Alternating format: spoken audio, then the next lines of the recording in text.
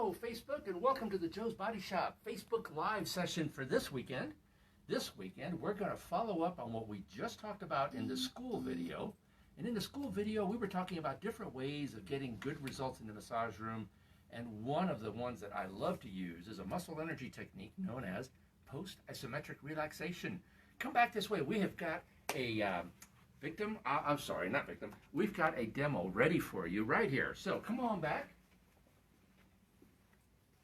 Everybody say hello to Charlene. Charlene is volunteering for us today. We're going to demonstrate post-isometric relaxation.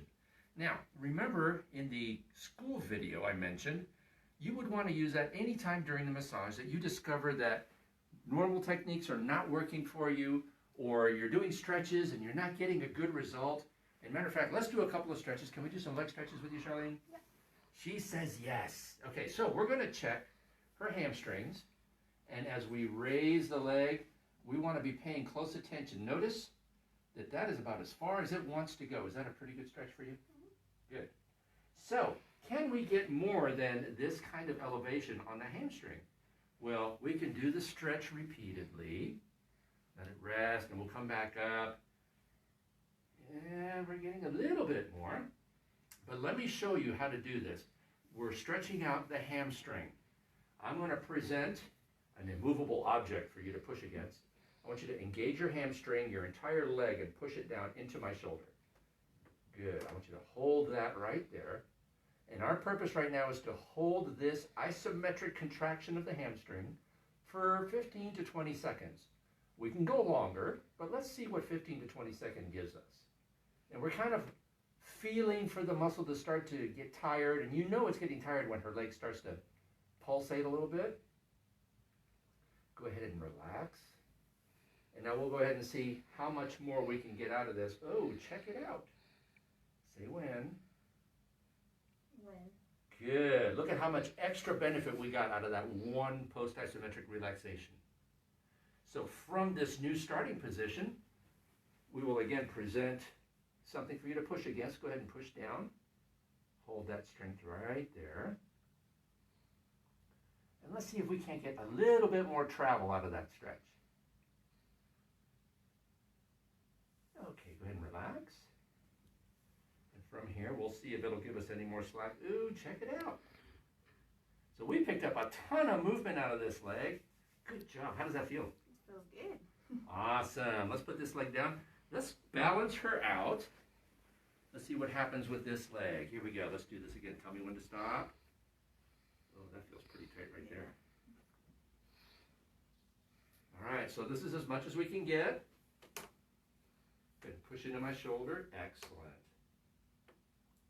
Now we know that the hamstring, part of its function is to push the leg posteriorly. It also helps in flexion of the knee. So we could ask her to engage by bending at the knee, but this is going to give us plenty of result. Okay, go ahead and relax. Ooh, check it out. Right there? Mm-hmm. We'll hold that there for a second. And from this new starting place, go ahead and push into my shoulder again. Thank you. Depending on your client, you may want to ask them to use 25% of their strength.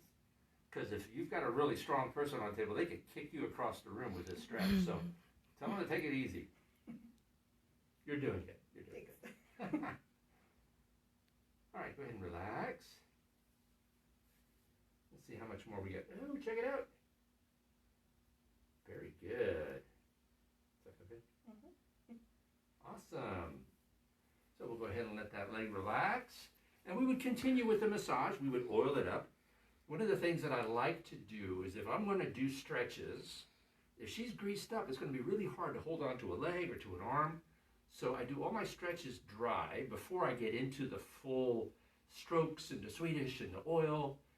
Get all that stuff out of the way first. And that's usually when you find imbalances from left to right. That's usually where you find restrictions in movement. Shall we turn you over? I want to do some stretches on your quads too. So give me just a second. Because legs are a great place to demonstrate this technique. But as long as you know the origin, the insertion and the action of that muscle, you can figure out how to stretch it out, right? Which is part of the goal. Make sure that your students know their way around the muscular system, because if you're going to be stretching things out, you got to know what their action is. Go ahead, let's turn you over face down, please. Now, what would be a good quad stretch? Anybody? Heel to the butt. Aha, heel to the butt. So, bending here.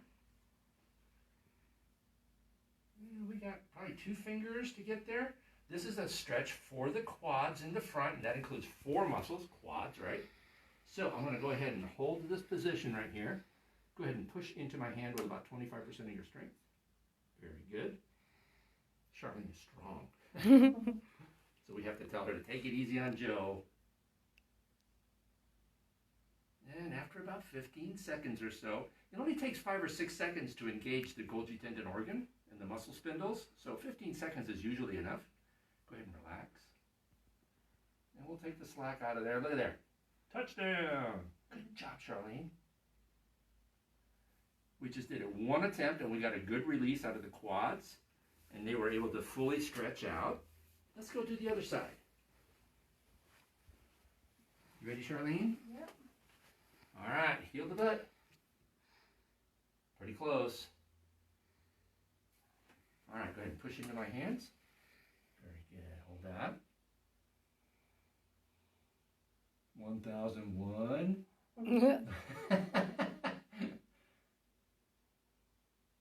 That's probably been about 15 seconds, you think? Go ahead and relax. Looky there. Good job, Charlene. Excellent. So what other parts of the body could we use this on? Anywhere that there's a muscle, if there's a restriction. Matter of fact, let me show you how to do this on the neck. Charlene, let's flip you back over, please. Face up. Now we can do range of motion studies on the neck. And these assessments are actually kind of important if you're doing more like injury rehab work. So let's check flexion to the right. That's pretty nice. Flexion to the left. Wow, very good. Rotation to the left. Oh, there's some inhibition right here. Is that tender? No? Let's try to the right. To the right, she's got full rotation. To the left, not so much. So what we're going to do, I'm going to hold her head to the left and ask her to rotate to the right. So go ahead and rotate to the right, hold that. And again, we're engaging the muscles that are super tight, asking them to work, but they're unable to because we're not letting them. The muscle is contracted, but it is not moving. And after about 15 seconds or so, go ahead and release. And then let's see if we can get some more. Wow, check that out. How's it feel? Good. Good. So would there ever be a time when you wouldn't want to use this method, for instance, on knees or neck? There are times when, as you can imagine, we're engaging muscles, we're asking them to work. If there's an injury in the area that you're working on, not a good idea to stress it further by asking it to work harder. So post-isometric relaxation is something that you would do to muscles that are in good shape, to joints and parts of the body that are not injured, haven't had recent surgeries. And like we talked about at the school video, there are contraindications that are general in nature where you would not want to do a massage anyway. If the client has a fever, if the client has an illness, you would not schedule that massage. You would ask them to reschedule when they're feeling better. In the world of COVID, we're all got to be a little bit more careful, right? But it's a matter of common sense. If there's a surgery on the shoulder, I'm not going to challenge the shoulder with muscle energy techniques. Same way with injuries in the neck. You can do post-isometric relaxation once the bulk of the injury has healed and now they're in the recovery process. That can help the muscle return to its normal resting length, which is our goal anyway. So keep that in mind. That's a great question. Contraindications are very important, and that's when you would want to be careful with what you're doing to the client. What about you, Charlene? You got any questions? Nope. Nope. This is one of our better students. Everybody else has questions, not Charlene. How about back there? Anybody back there? I don't have anybody on right this moment. Okay, very good. Well, I'm sure that when you watch this video later, because we're going to save it, you'll be able to watch it as many times as you want. Post-isometric relaxation is a wonderful tool that we have in our toolbox here at Joe's Body Shop. So if you want to experience some of that, if you have problems with range of motion, ease of motion, we can help resolve that for you. So give us a call, 719-444-0708, and schedule yourself a massage. We've got wonderful staff here. I'm available. Debbie's available to do that relaxation session that you've been dying for. Give us a call. So until we see you on the massage table, have a great week. Catch you next time. Bye-bye.